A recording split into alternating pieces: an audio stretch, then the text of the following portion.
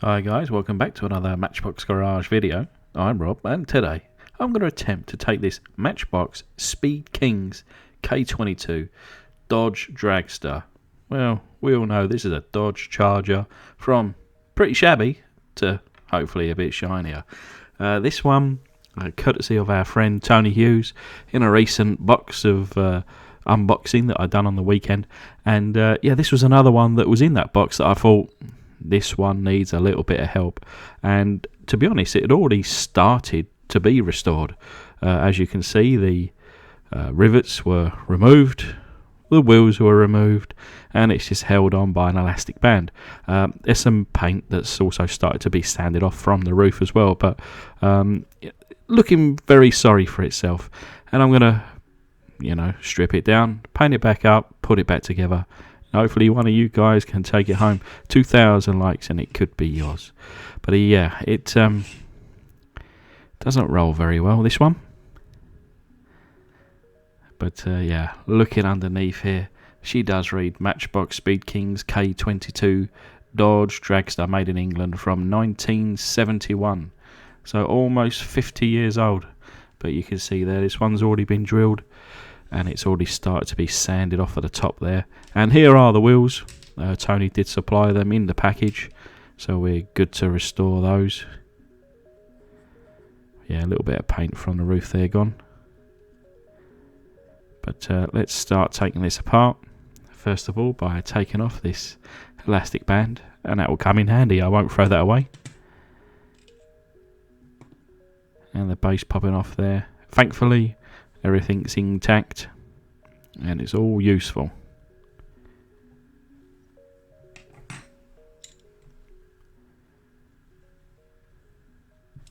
Try and figure out how to remove the engine piece.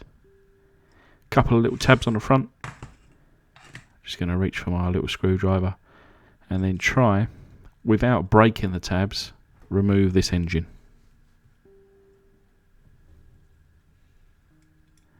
And I guess I'll get back to that. But the interior here, in good condition.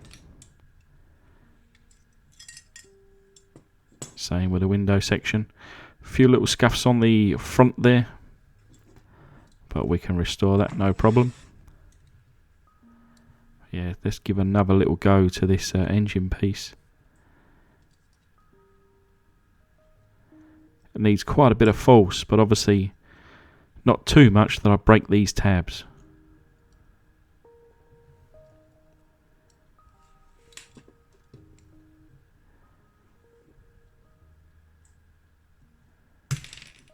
And there she goes.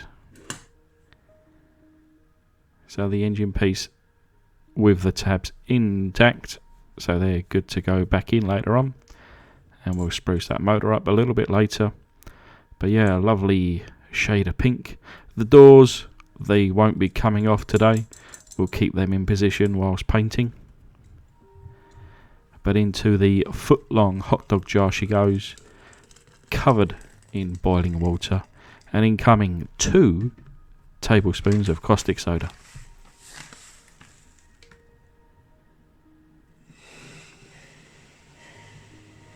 Of course, where there's a larger volume of water and a lot more casting for the paint to be removed from, I add just a little bit more than your usual caustic soda.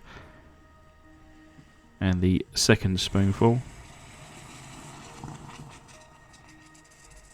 I add in a little bit more gingerly. But yeah, using the spoon here, and that cleans it off beautifully. And then with that to one side, we got the 2 plastic parts here into some warm soapy water.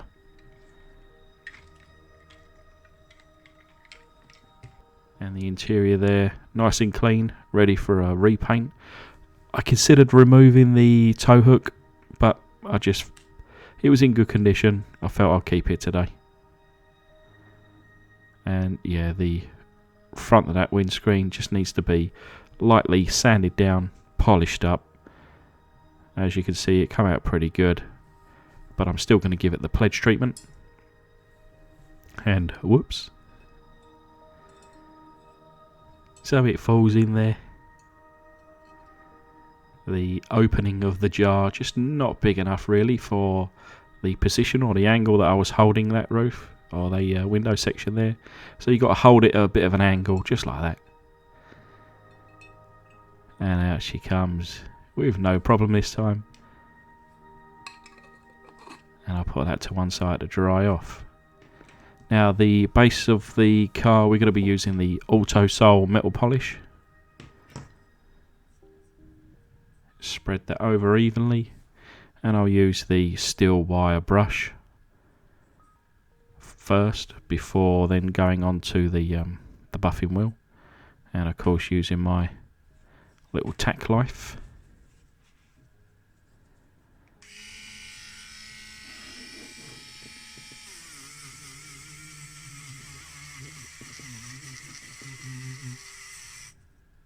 You can see the junk that's coming out of that.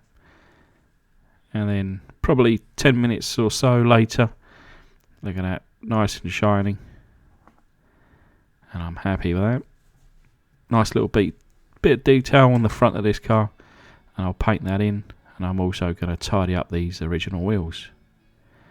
So on the grille, I've used a white acrylic for the headlights and some Citadel Nuln oil for inside the grille. And I use it all by using this toothpick.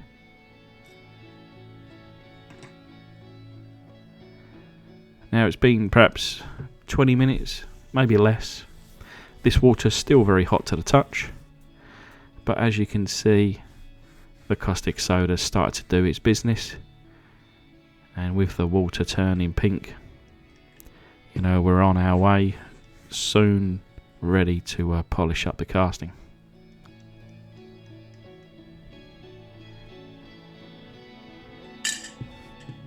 I left it for perhaps another 15-20 minutes.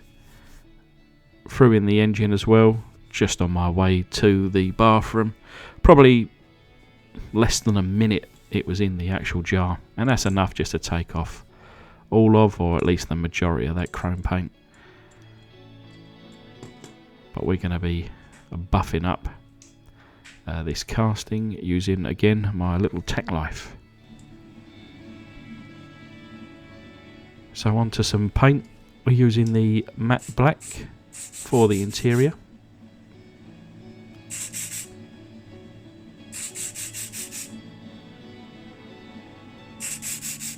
And this is just your cheap pound shop or dollar store paint.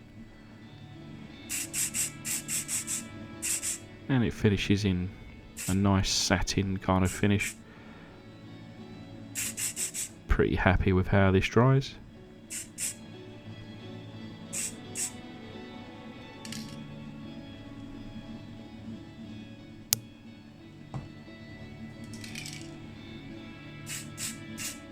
Making sure I've got all the angles.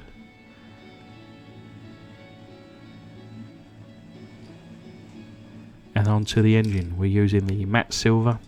This is mainly to make sure that all the little tiny nooks and crannies are covered before I start to chrome it out.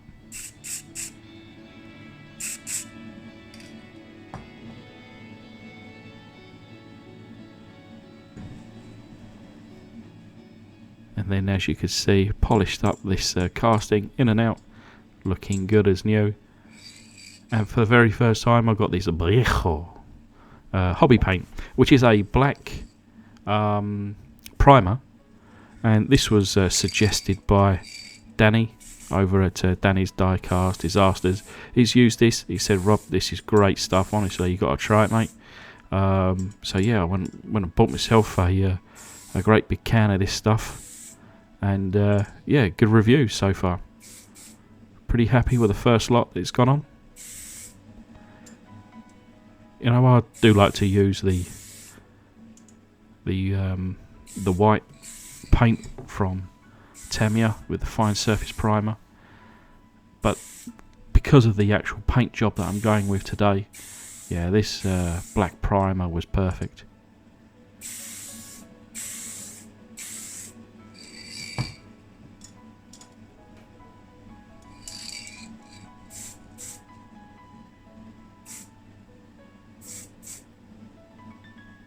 So obviously with the doors being open and closing, just making sure all the little door shuts are grabbed, and then whilst those doors are open, I'll leave it to one side to dry. And that actually dried super fast.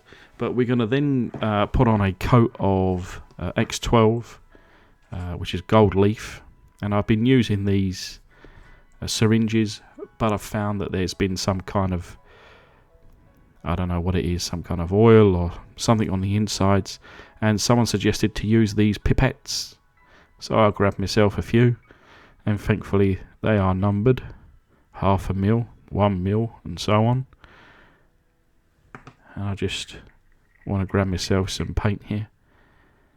And having never used this before, obviously you squeeze it, you put it in, you suck up the paint. Sucks up a bit too much. I thought that's not a problem, I'll just squirt a bit out. Not as easy to use this very simple thing as I thought, or at least was used to with the syringes. Now that I've squirted all the paint back out, obviously the paint is on the inside and I have no idea how much paint I have in there. So I have to start again, and then this time make sure I stop at the right amount of paint that I desire. In this case it was 2 millilitres, and then stop.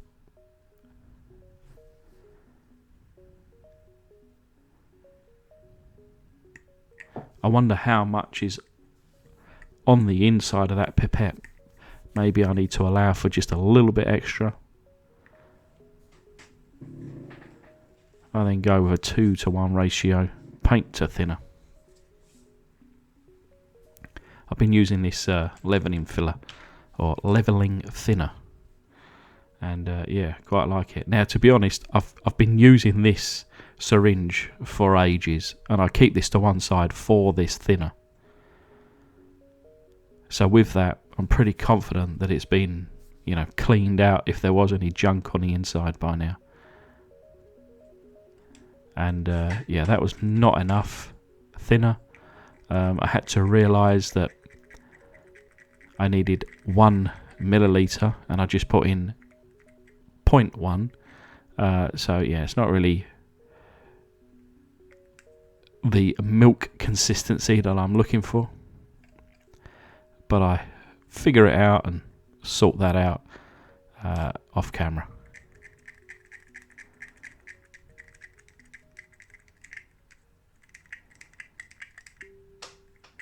I think using the pipettes kind of put me off what my mixing ratio should be. But anyway, I figure it out just before putting it into my airbrush. And yeah, like Danny said to me, he said, "Rob, you'll love how this stuff dries. It dries silky smooth." And boy, was he right. But yeah, look at that. That thin layer of gold going straight over that black. Looks pretty immense.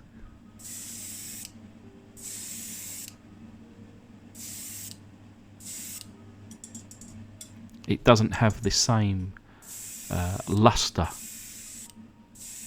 or kind of, I guess, depth or richness in the paint if you go over a white primer.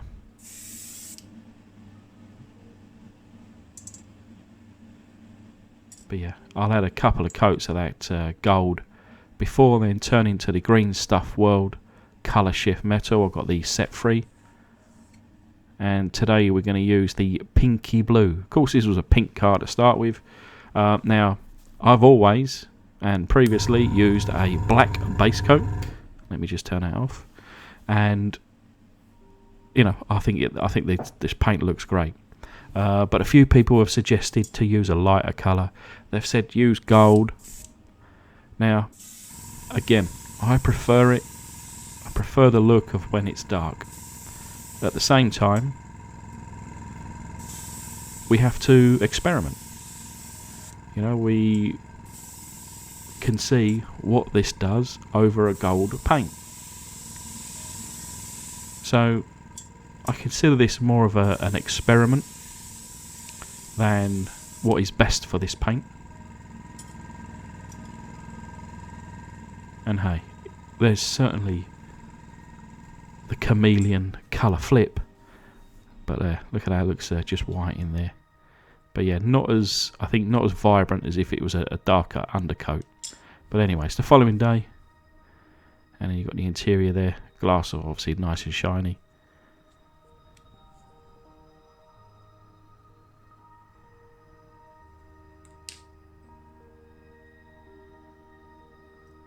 And the wheels, I put a clear coat on the tyres and then a re-chrome on the wheels, making them look nice and new and shiny.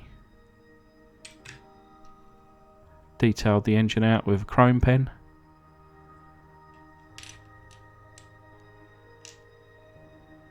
And yeah, this has had some X22 clear over the top. It's still very gold, but at certain angles. And again, remember to stick around to the end of the video to really see that pink popping. Yeah, this is a little reminder of what it should look like. And this is the result. So coming around the front, obviously that grille, trying to get that black into every little slot, took some time and patience and a very steady hand, but I think I got there. Obviously the very big difference you've now seen is that I did paint on a black kind of Targa top, but I don't know, I felt that it needed something extra. But yeah, I think you can start to see the pink in some of that gold. Obviously red tail lights around back there.